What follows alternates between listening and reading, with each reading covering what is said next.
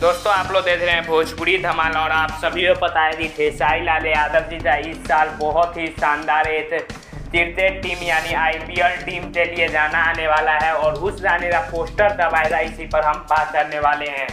तो आप लोग बता दो कि जाना काफ़ी कमाल का है और टीम का नाम है लखनऊ सुपर जायंट। जी हाँ दोस्तों, लखनऊ सुपर जायंट टीम है जिसमें कि बड़े बड़े खिलाड़ी खेलते हैं क्रिकेट से।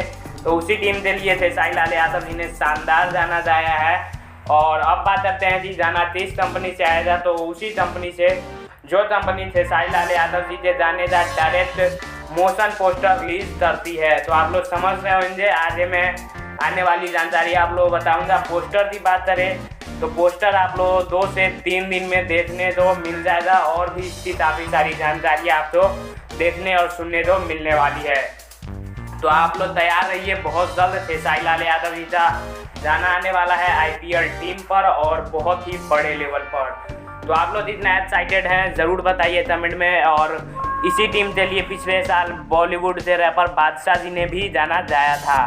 तो जल्दी से कमेंट दीजिए आप लोग।